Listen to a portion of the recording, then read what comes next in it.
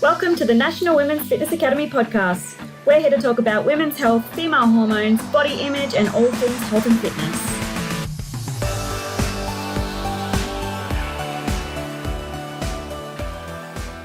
Hello girls, welcome back to another episode of the Women's Fitness Academy's podcast. I'm your host, Siggy, one of the WFA's educators and a women's online coach.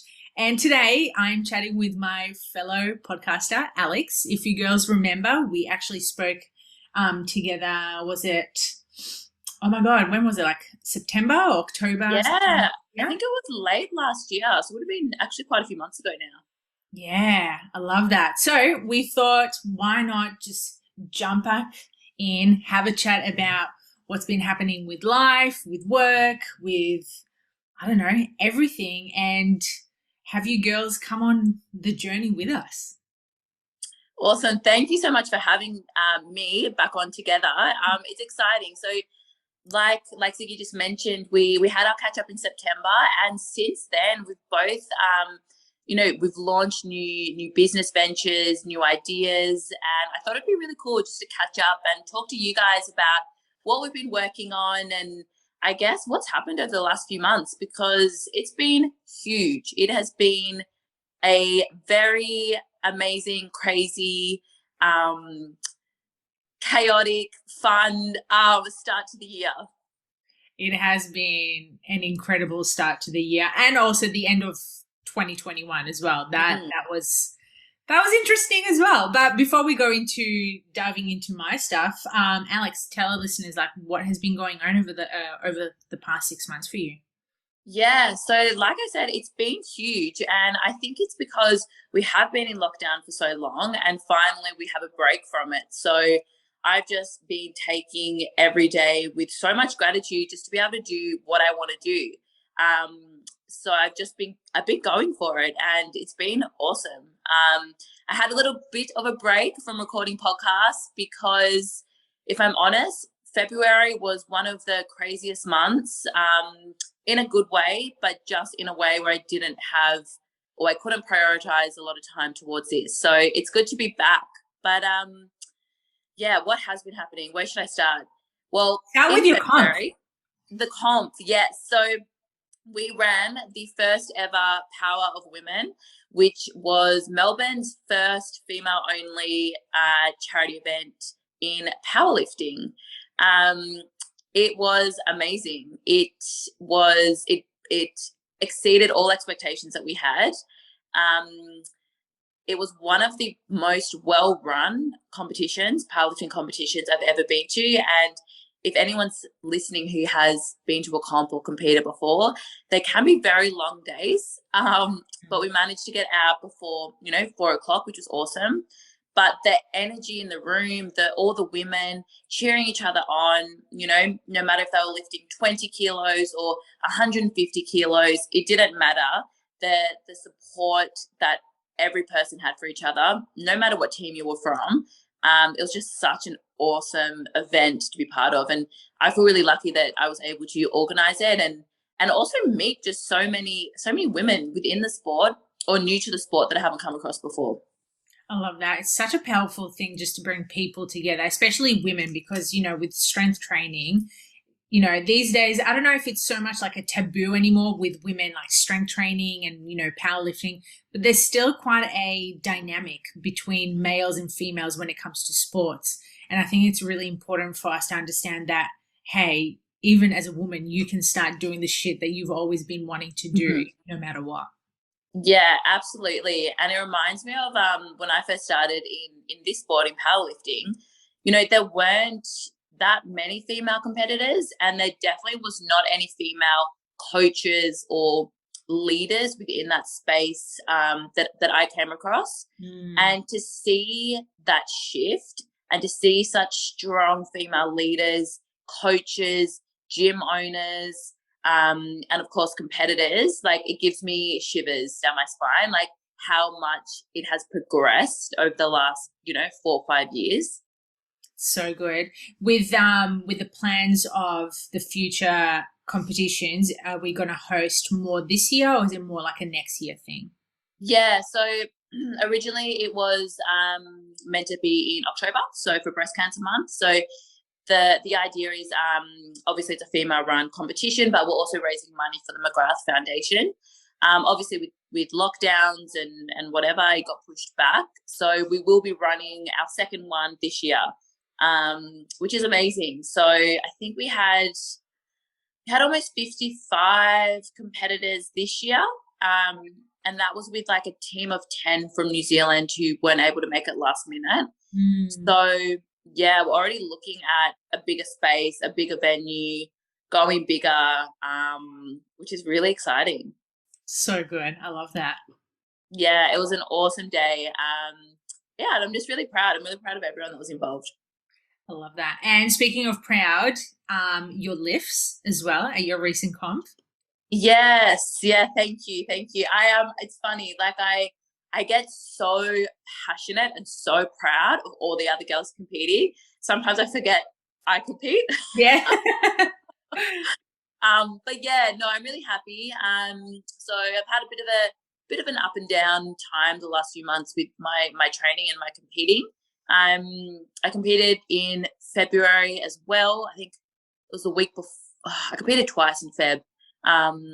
Very close to Power of Women, and I got my 500 total, so which is your squat, bench and deadlift, which qualified me for Pro Raw, which would be in April next month. So that was awesome, and it was really good. And something I like to share on social media is like I'm happy with it, but at the end of the day, it was fucking hard getting there with injuries and just trying to navigate all of that. If I'm honest, I definitely pushed it too hard when I was injured. So I'm having to spend the next few months in rehab, fixing, things up again. But yeah, so it's been amazing, but it's definitely been a journey as well. Yeah, I love that. Speaking of injuries, that's definitely something that I can totally relate to when, you're injured and you're like, no, I can just push more. I can just do it. Run through to our listeners, like what actually happened, and what are some protocols that you're taking right now to prep you for April? Yeah, sure. So look, if I'm completely honest, I would say my lat, which is actually where I was injured, I started feeling it quite a few months ago, and I would never recommend to any of my team to do this, but do as I say, not what I do. I did keep pushing it. I was very determined to compete in February, and I do have quite a high pain tolerance, and I thought, you know what, I'm just going to keep pushing it. I need to compete at this competition to qualify for that bigger competition. Yeah. Now, yeah, if I'm honest, looking back on it, I could have done more to prevent that. However, when you are an elite athlete, any athlete from any sport, you will find that a lot of athletes, they can push through a lot of pain. And for the general population and for the majority of people, this is not what we would advise at all. Never push through pain. However, there does kind of come a time and a place where you have to weigh up and you have to take a risk. So, yeah. But anyway, now I'm working with some of the best rehab specialists. So I'm working with Shant, who works with Andrew Locke, and he's helping me with all my rehab. And I've completely taken out squatting, and I'm rehabbing my deadlifts. So if you guys ever have an injury, the best thing to do is to not stop training. Mm-hmm. We need movement, we need blood flow, we need to strengthen whatever it is that is weak. So I'm working on my deadlift technique, and I'm actually changing to sumo. No way, that's awesome. Yeah, which is can be controversial in the powerlifting world. Yeah, whatever. It's like, do deadlift. Exactly, just because I want more controversy on my lifts. Anyway, and just adding, 5 kilos every week, stripping it right back, going back to 50% of what I can lift, and building myself back up from there. And then I'm just going to do bench only in April. It was meant to be squat, bench and deadlift, but given where I'm kind of at injury-wise and rehab, I've ended up just doing bench only, which I'm grateful that I can do that as well. Love that. So what made you change from conventional to sumo? Is this like for the rehab side of things? Yeah, so I've obviously always pulled conventional, and I was working with Shant, who's amazing. If you guys have ever heard of him, from Strength Revolutions, and he actually tested out my hip structure. And I found this really interesting, and this is actually quite a good thing for any coach or coach to be listening. He did a couple things, and he worked out how shallow my hip socket is and what is actually the preferred position for my hips to allow me to move the most amount of weight. And sumo actually is really great for me. Fun fact, a lot of Greeks have similar hip sockets. It's so random. So he's like, whenever I have a Greek client, I will test out their sumo before I even test out their hip structure, because I know that 9 times out of 10, sumo will be better suited for them. That's so funny. So next time when you like interview someone for a lift, you'd be like, so what's your background? And someone will be like, Ricky, like, yeah, cool. So you're suing for the rest of your life. 100%. I have another girl called Elle who's Greek on my team. And I was like, okay, sweet. So we're changing to sumo now. But yeah, I'm not going to lie. It feels great. A lot of people don't have the structure to externally rotate their hips in the right position to get the most out of sumo. What do you prefer though? Do you prefer I sumo? prefer sumos. They're so much more comfortable, but that's also prior to lower back injuries. I used to bang my back so hard on conventionals, and then when I did the switch to sumos, it just felt so much nicer, more comfortable. Yeah. Do you feel like sumo was a stronger position for you as well? Yeah, 100%. Yeah. And what's your background? What's your ethnicity? Well, Australian and half Aussie, half Israeli. So it's no Greek there, but maybe it's like a Euro Middle Eastern thing. Yeah, it is actually interesting that different ethnicities are suited for different lifts, which is why you see, say, a lot of Asian lifters squatting really deep because of their genetic makeup. Like it's a really interesting topic. Yeah, they've got the best mobility. Oh yeah, goals. I know. But you have been up to so much. You just launched your new, I'm not going to call it a business venture because it's so much more than that. It's more of a passion project. Yeah. Let's I would love to hear about that. I'd love to hear how that all started and how that's all going. Oh my God, how did it all started? Well, for those who don't know, I've started a new passion project. It's called the Good Energy Club, and it's literally been something in my mind for, I reckon, the past year. I'm not even joking. Like, I literally was envisioning something like this for a really long time. Is just bringing people in together and going through breath work, meditation, and just connecting. So every Wednesday we meet up in Elwood Beach. For those who are in Melbourne, everyone is freaking welcome, literally everyone. And we literally go through a breath work, a short meditation, and then we dip ourselves in the cold ocean for some cold water therapy, which is obviously so beneficial for all of us. For most of us who are stressed, me. So that's something that I've been wanting to do for quite a while, and just building more of a community, because, you know, I'm sure you've realized this, Alex, as you've been evolving as a coach, but as a human as well, you lose connections with certain people because they just either pull you down to your old self, or they're not helping you to lift up to that next level that you're wanting to reach. And this is why I'm wanting to bring more people together to make them realize, hey, you're not on your own on this journey. You're here to grow, but you can grow with other people who are going to lift you up and support you along the way. So, yeah.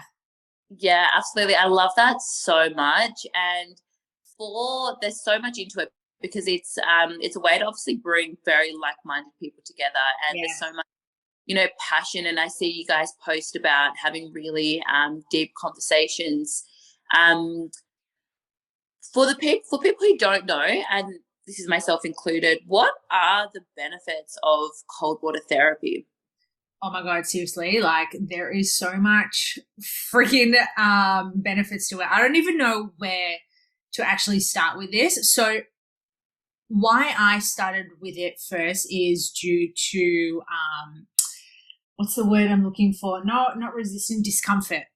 Yeah. So we all know that when we go and do something completely different, it's gonna be uncomfortable. So going into the ocean and being uncomfortable doing that, it just builds more resilience in your mind. And not only that, it also helps to boost your energy, your focus levels as well. So there's a lot of science now and research coming up that cold dips are benefiting a lot of people with mental health issues. So it's more like a mental wellness as a way of describing it.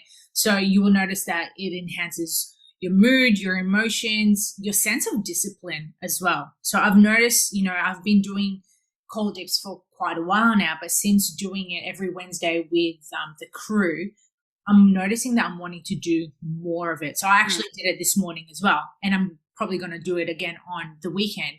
And it's just a great thing to just build a little bit more discipline around, same with training.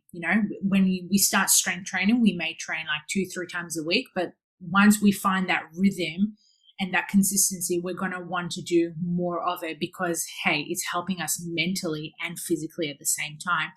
And there's also a lot of science around saying with cold dips, depending on how cold the dip is, usually you're wanting to enter water below 15 degrees. That's when you're going to get the most benefits for it. But it also helps to like flush toxins out, like, from the gut or from the bloodstream. But again, that's a lot of like science side of things for that. So yeah, a lot of benefits. Yeah, I love that. And I think something that's really interesting is getting out of that rut of your morning routine and the day-to-day life and the day-to-day grind and all those things that people say, when it's like, you know what, it doesn't actually have to be like that. You can start your day a little bit uncomfortable, and it does make you more willing to do other things that might be uncomfortable during the day, which is then going to help you grow even more. And it's like a ripple effect by starting your day with something that is a little bit uncomfortable. That's where the magic happens, right? Yeah, 100%. I totally agree with that. And this is why we've also brought breathwork and meditation into it, because I come across so many people who say, oh, I can't meditate because I just have like all these thoughts in my mind. But people don't realize that is the beauty of meditation. You're letting your mind just literally go with the flow wherever it takes you. Like this morning, my girlfriend Marie and I, we did a silent meditation. So literally spent 5-7 minutes at the beach, listening to the waves, letting our thoughts come in and out. And we reflected after the meditation, realizing how crazy our mind is. We would start thinking about work, and then we would think about relationships. And then from relationships, we'll think about what are some of the activities that we have to do on the weekend, or like, it's just so fascinating. And people, again, they resist it because it's uncomfortable. But then once you realize, the more you practice it, the better you get to be more aware of your thoughts and why they're happening, because they're all messages. Every thought that you have is coming up for a reason, whether you realize it or not. It's, in a way, I like to see it as like it's testing you. Like, what is it that you're needing to hear today to, let you be a little bit more self-aware? Yeah, that's so true. And I've seen your growth over the last few months with learning a lot about yourself and diving into, your masculine and feminine energy. And if I'm completely honest, I would say up until very recently, if not still, I hardcore live in my masculine energy, and I am just go, go, go. just not, I find I get sick quite often because I get really overwhelmed and stressed. And I'm actually learning that, you know what, that's actually not the healthiest or most optimal way to live, obviously, because burnout happens. And that's something I have all the time, and it's something that I'm working on. But what would you say to people, or what would your advice be to people who find that they are sitting in their masculine energy? Where do they even start with trying to learn about a different way to live? Wow. Such a good question, but like such a deep question, because it looks completely different. It looks different to me for doing the work to what it's going to look like for you. But again, it comes down to the person actually realizing the changes in energies that they hold. As you said, like lately you've been holding a lot of masculine energy, whether it's like the rigid from work, from training, or is it from society? Because we know like usually society pushes us to, grind Monday to Friday, and then you get that rest break, for Saturday and Sunday, and then you start that whole cycle again. It's just like, well, who came up with that idea? Like, why can't we just live day by day as it is? Like, why can't you work on a Sunday, And why not take Wednesday off completely? Again, for those who run businesses, obviously that's going to be a little bit easier for you. But for those who work for, a company or someone, then yes, usually you have set hours. But it's a very fixed way of looking at living your life. And that's why we're stuck in this masculine energy. And as women, we're wanting to be feminine. Like that's our true nature. And I'm just like you, Alex. Like I used to hold a lot of masculine energy in myself till I started surrendering with my feminine and started tapping a little bit more into it. So, for example, me doing the work to manage my energies a little bit better, it has been getting therapy, seeing a psychiatrist, having a better understanding of what's happening with my energies, with my thoughts. I ended up doing a little bit more journaling. So journaling helps me to recollect my thoughts again, my emotions, like what am I feeling on that day? Keeps me very grounded. The feminine loves being grounded. So for those who are wanting to play, actually, I did a really good video about this on the Female Masterclass certificate on the Women's Fitness Academy blog. So for those who are on there, go have a look at it. I'm pretty sure I named it the Body Confidence Project. I can't remember, but it's there. So for those who are on there, have a look at it. But yeah, going back to what it's going to look like in terms of work, doing a little bit of research as well. Don't ask Google. Google is fucking shit. Seriously. Best ways to start looking into it. Instagram has a flora of information and of people. Can't really think of one person right now. I have so many people in my head, but I'll leave it in the notes section for you girls. But yeah, like, seeking a little bit more research, having a better understanding. Again, it takes a lot of inner work, and inner work is really fucking uncomfortable. I'm not going to sit here and be like, oh my God, it's been like butterflies and rainbows and I'm so happy I'm doing this. It uncovers a lot of shit that you've been holding on to from it could be from childhood. It could be from previous lives if you believe in the woo-woo. So yeah, there's a lot. It's so interesting, and I guess through social media, I've seen a lot of things pop up as well, and it's really made me think. And I think a lot of people, people who are listening to this, who are going to, who are wanting to become their own boss and run their own business, that is amazing, and hell yeah. But at the same time, you can do that, and in a way where you don't have to be burning yourself out. You don't have to have that fear of failure, which almost keeps you in your masculine energy. And for me, I feel like with lockdowns and with COVID and with the unknown, I had to be ultra prepared for everything. I had to have 10 backup plans always. And you know what? I did, because you didn't know when they were going to shut the gym doors shut again, and we weren't going to work. So I needed plan A, plan B, plan C. I needed everything to be structured. I needed, to make sure that money was coming in and my team were happy and my clients were happy and all this kind of stuff. And that was necessary for that time in my life. But now that there is a little bit more normality and things are back to normal and there is more of a flow in life, I'm learning to let go of that hardcore, organized, structured, no room for movement to, whatever happens, happens. Yeah. And that's very big for me because, I am strong, independent female. I don't need no man. But at the same time, you know what? I can just chill out. I can tap into that feminine energy. I can use that to my advantage to become a better businesswoman, to become a better coach, become a better athlete, friend, daughter, whatever. I think it's really interesting. And I think it's a piece of information and education that should be taught in schools, both the masculine and feminine energy, because there's so many pros for having both, either a combination of the two at different times of your life. Yeah, 100%. I totally agree with that. And I love the fact that you've just shared saying that you've literally been tapping a little bit more into your feminine side after having so much structure.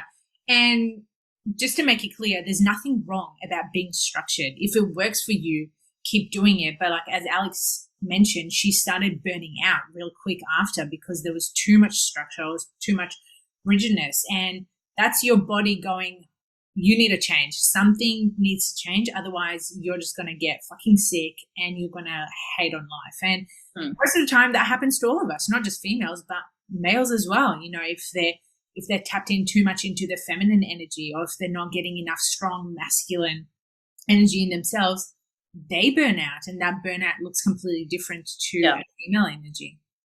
Yeah, absolutely. I find I know my triggers now for when I am tapped into either energy too much, to the masculine energy too much. And what I found that really helps is, I talk a lot about the menstrual cycle and how to train around that with strength training and all of that. But I'm also trying to live my life around my menstrual cycle. And something I'm learning is, okay, so there are going to be different times of the month where I'm more creative, I'm more open, I am softer. And right now I'm so creative. So I'm designing my next merch run. I'm, launching more creative things for my business, like merch, fashion, all that kind of stuff that is part of my business as well. So I'm like, cool, this week I'm dedicated to just creating because I am feeling it. Yeah. Where are you in your cycle? Oh, I'm like follicular, so I love being alive. Yes, yeah. That is like your summer season. So yeah, no wonder you're like all creative and all this flow is coming. Yeah. It's so interesting. I'm just not forcing it. And, in 2 weeks' time, when I'm not feeling as creative, cool, I'm going to put my pen and paper down and I'm not going to be designing merch or, I'm going to be working on more the budgeting side of my business or whatever else I need to be working on. So, yeah, I think that's a really cool way to work around it as well. That I'm 100%. Yeah, and especially as coaches in the fitness and health industry, this will be a really good one for our listeners, is detecting exactly where you are in your menstrual cycle, not just in terms of training, but energy about running businesses, So let's say if you're running discovery calls, are you going to plonk them on the week of your period? Probably shouldn't, because you're going to be lacking energy. You're literally just wanting to hibernate. So maybe have 1 week of the month where you jump on all these calls when you're in your follicular phase or when you're ovulating, when your energy is like spiked up and you're like, cool, I'm going to be able to own this. I'm going to bring my best, instead of actually forcing it, like you said.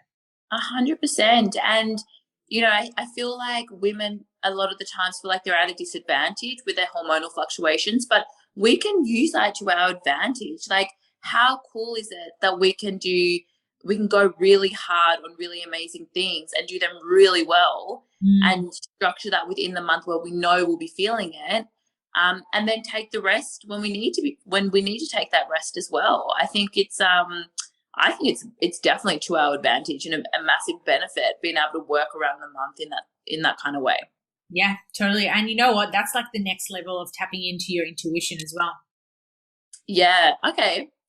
Yeah, really diving into what your body actually needs. Like you said, right now you're in this like creative space. You're just you're fired up about, doing the merch or the business stuff. You're in this phase where it's just like, yes, like let's put all of this into place right now, where later on you're going to have to give yourself some space to just relax. And that could be with training as well. Like maybe it's a deload week. Maybe you just take the complete week off, and it's literally tapping into that intuition, going, what does my body really need right now? And you know what? Unfortunately, for so many years, I neglected that because I was hard into this masculine energy. I was too dominating, too forceful, overthinking, trying to control everything, and I fucking burnt out.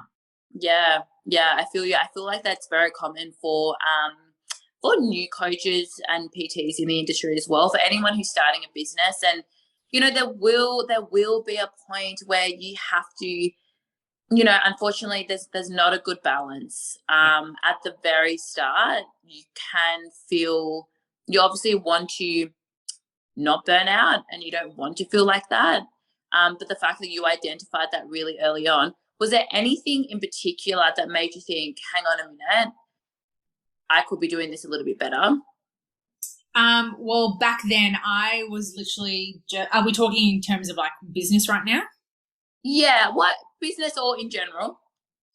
So in terms of like business, for me burning out, I was literally just taking all the work that I could.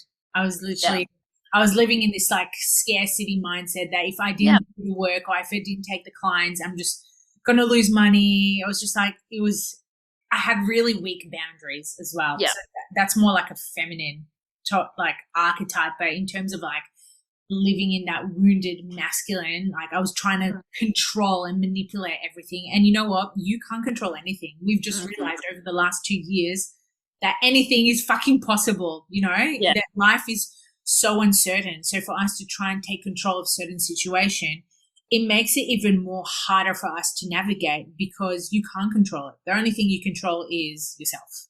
Yeah, 100%. You're so right. I remember lying in bed just thinking like, oh my God, what if I lose all my clients? What if one day everyone leaves? Like, what if, and it's just like, maybe that will happen. It's very, very unlikely. But at the end of the day, there's so much you can't control. Yeah. But why not control yourself and your mind and your body and how you approach things? Because if you don't, and if you don't try to be the best person you can be in whatever way that looks, you're actually putting yourself at a disadvantage. So why not put yourself in the best possible position to achieve your goals and have the best possible life that you can? Yeah, I freaking love that. So true. And like back to that good point that you made about losing clients. What if, what if one day you did lose over your clients? And this is something that I actually spoke with a girlfriend of mine because, being vulnerable right now is just like, I've had those fears when, clients would leave, but that's the nature of the freaking job, like people come in, they learn from you and they're able to evolve independently and they leave. Like it's a cycle of life. It's the same with relationships or, whatever we look at. So it's understanding that, if that does happen, there's going to be other ways for you to make money. Yeah, absolutely. There's always another opportunity. Yeah, I could not agree more. And as well as obviously getting your next new client, there's so many ways to diversify your business and to expand, and it's exciting as well. But that's something I definitely struggled with. And I know listeners who are wanting to start your own business, you can take it really personally when a client leaves, or I used to, right? Because you give them your heart and soul, but that is, like you said, that's the nature of the business, and that comes with running a business. So I've definitely shifted my thoughts on, you know, taking it personally when it's not personal at all. Maybe you weren't the right fit for them. Maybe they learned what they needed to from you. Maybe they just wanted to do, in my case, one powerlifting competition and move on. Like, cool, that's awesome.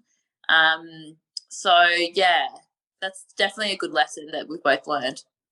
100%. And I'm like, in terms of, you know, clients coming in and going, I've experienced a lot of it. So, you know, I've had wonderful clients who have been with me long term and they've noticed a really progression. And then there was a time that they just have to go. There were times where clients didn't meet the needs of the coaching program. So the dynamics were a little bit off. So you have to let them go, because if you keep forcing it, you're just going to drain your energy. Yeah. You're not going to be able to give your best.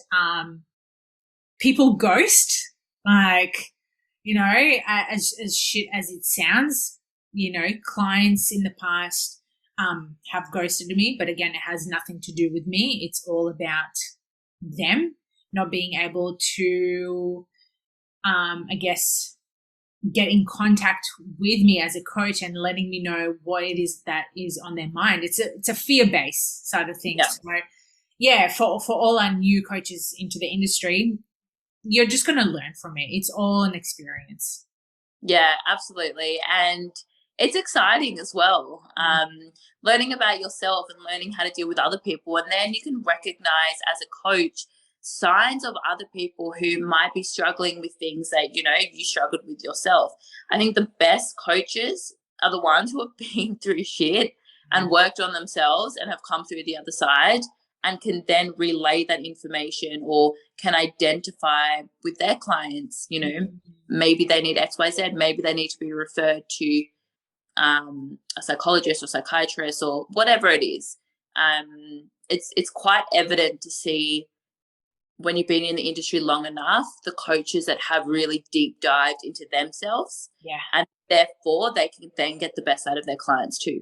Yeah, 100%. And you know what? Like, we have to do as much work as our clients do, because if we're not evolving, our clients not evolving. Exactly. Yeah, exactly. I love that this chat was meant to be about what we were up to, and it's just become this whole deep conversation. I love that so much. These are the best chats, to be honest. Like these like random conversations, and I'm literally going to come off this call and be like, oh my God, that was the best call ever. Absolutely. I feel exactly the same.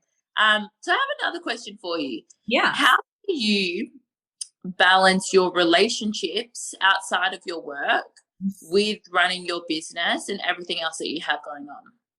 Balance. Such a strange word. Again, balance looks completely different to me right now to what it used to look like. I used to, again, living like who I used to live in this masculine energy. I would, again, structure when I would see my friends, when I would see my partner at the time, when I would see my family. Where now I have better boundaries for myself. So it's not so much a structure of when I do things, but what it suits me. So let's say right now, in terms of balancing it, is I don't wake up first thing in the morning and check my email.